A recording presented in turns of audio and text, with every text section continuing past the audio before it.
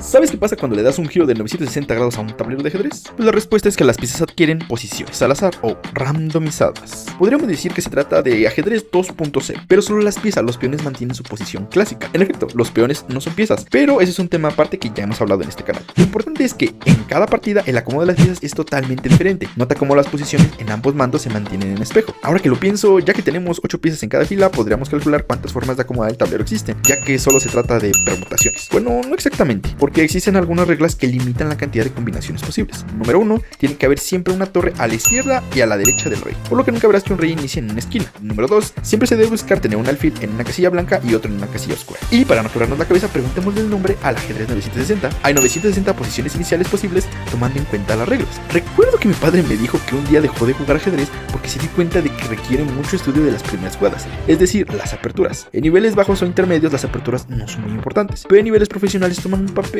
más o menos importante en algo llamado preparaciones, donde los jugadores de ajedrez se reúnen con sus equipos de trabajo para planear con anticipación las variables más usadas por el rival y prepararse con respuestas eficientes a las jugadas más probables. En ajedrez 960 elimina prácticamente por completo las preparaciones porque ni siquiera tienes idea de la posición inicial que jugarás, y de por sí ha tomado años desarrollar las aperturas que conocemos como para desarrollarlas de nuevo en 960 escenarios posibles. Por eso este tipo de ajedrez pinta para ser la nueva versión del juego del ajedrez clásico. Elimina la parte teórica y salta casi de golpe al juego puro del ajedrez. Solo hay una regla que puede llegar a ser un dolor de cabeza: el enroque. Pero como aquí no le tenemos miedo al éxito, vamos a explicar. Tampoco es que sea difícil, sino que lleva su tiempo, pero lo vamos a explicar lo más simplificado posible. Para enrocar puedes mover tanto el rey como la torre en un solo movimiento simultáneo, mover solo la torre o mover solo el rey. El único objetivo es llevar a ambas piezas a sus casillas finales designadas. Si quieres un enroque largo, el rey siempre termina en C1 y la torre en D1. Para el enroque corte, el rey siempre termina en G1 y la torre en F1. Siempre siguiendo las reglas del ajedrez clásico. No puedes capturar una pieza con ese movimiento, no debe haber piezas en medio del rey y la torre,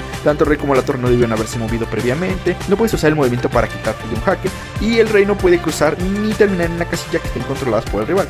Ahora que lo pienso, el ajedrez clásico es más problemático. Tampoco puedes enrocar si la casilla donde se encuentra la torre está amenazada, para evitar que así puedas salvar a tu torre. Lo más interesante es cuando tienes que mover al rey o a la torre simultáneamente. Primero aclarar que cuenta como un solo movimiento, pero partido en dos. Si el rey está en la casilla donde termina la torre, debe moverse primero para ceder ese espacio, y lo mismo pasa al revés. Si la torre está en una casilla donde termina el rey, debes mover primero a la torre. Esto último adhiere otra regla interesante. Aquí primero se debe mover la torre hasta F1, pero con este movimiento da jaque mate. No importa si con el primer movimiento del enroque se pone al rival en jaque, jaque mate o ahogado. Debes completar el segundo movimiento, que en este caso es poner al rey en G1. De todas formas, dejo en los comentarios o en la descripción una tabla que resume todos los posibles enroques. Muestra la posición del rey y la torre antes del movimiento y después del movimiento.